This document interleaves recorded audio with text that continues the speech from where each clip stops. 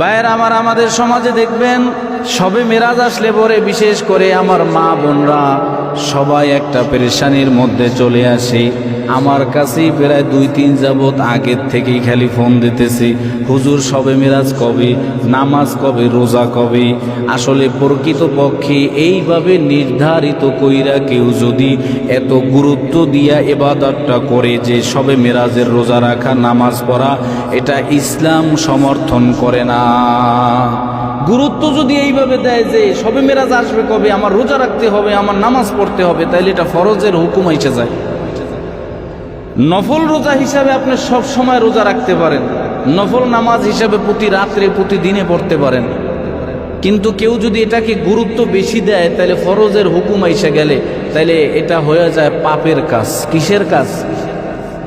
এজন্য মা বোনদেরকে, আপনারাও যারা আছেন, সবে মেরাজ অবশ্যই একটা পবিত্র রাত্রি, এই রাত্রি না নির্ধারিত করে না আমরা সব সময় ইবাদত করব। হ্যাঁ, আজকে রাত্রে আমরা যদি নফল ইবাদত করি কোনো সমস্যা নাই, আগামী দিন রোজা রাখবেন, নফল মনে করে রাখেন, কোনো সমস্যা নাই।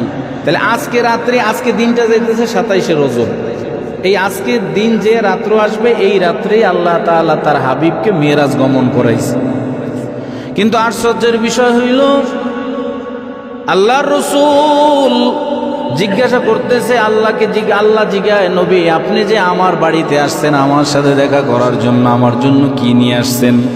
সুবহানাল্লাহ বলেন। বন্ধুর সাথে বন্ধু এতটুকু আনন্দ করবে না তো কি করবে? এবার আল্লাহর রাসূল বলে, আমি আপনার জন্য নিয়ে আসছি আত্তাহিয়াতু লিল্লাহি ওয়াসসালাওয়াতু ওয়াত-তাইয়্যিবাতু, আসসালামু আলাইকা আইয়ুহান নাবিয়্যু ওয়া রাহমাতুল্লাহি ওয়া বারাকাতুহু। সুবহানাল্লাহ বলেন। বলে দিছে। এবার কয় নবী জিজ্ঞাসা করে, আল্লাহ আপনি আমারে কি দিবেন? আল্লাহকে বলে, আল্লাহ আমি তো এখন দুনিয়ায় যাইতেছি, আপনার সাথে দেখা হয়ে গেল, আপনি যেইভাবে আমাকে জিজ্ঞাসা করছেন কি নিয়ে আসছে, আমার উম্মতরা যদি জিজ্ঞাসা তাহলে আমি উম্মতদের কি বলবো? উম্মতের জন্য আপনি একটা উপহার দিয়া দেন। আল্লাহ জানায় দিল, আপনার উম্মতের জন্য আমি 50 ওয়াক্ত নামাজ উপহার দিলাম।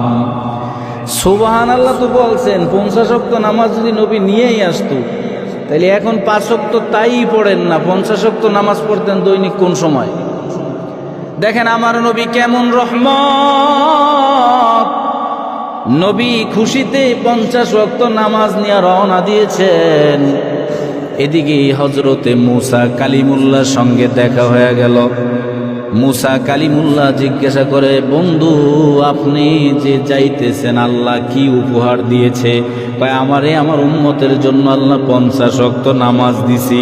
মুসা নবী বলে, আমার উম্মতের মাত্র 1 ওয়াক্ত নামাজ ছিল, তাই তারা পড়ে নাই, আর আপনার উম্মতরা 50 ওয়াক্ত কিভাবে পড়বে? সরাসরি আল্লাহর কাছে আবার দৌড় দিছে, আল্লাহ আমারে একটু কমাইয়া দেন, 50 ওয়াক্ত তো আমার উম্মতরা পারবে না। আল্লাহ বলে, বন্ধু ঠিক আছে যাও, 5 ওয়াক্ত কমায় দিলাম, 45 ওয়াক্ত।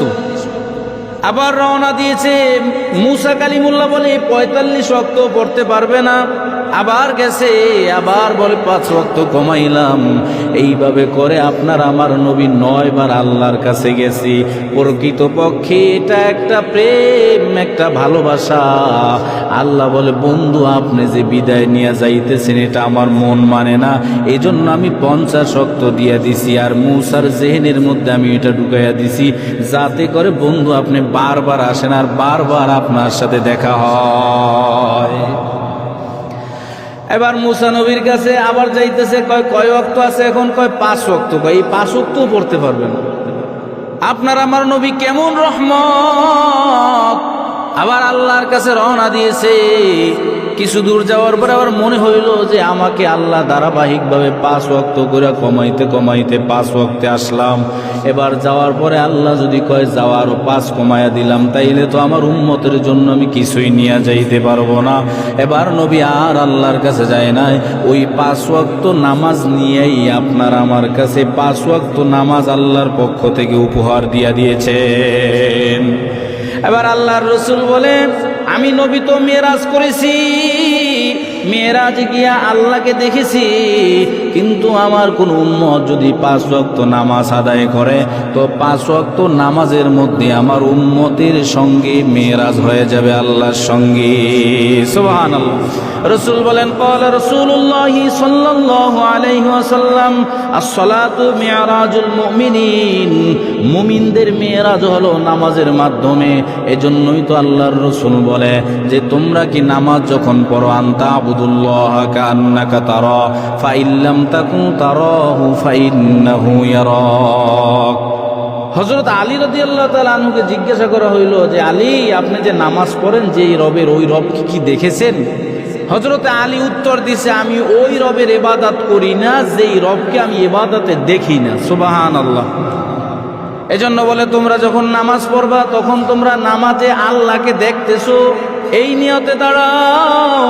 আর যদি নামাজে আল্লাহকে নাই দেখো, কমাস কম এতটুকু মনে করো যে আমি আল্লাহর না দেখলেও আমার নামাজে আমাকে আল্লাহ দেখতেছেন।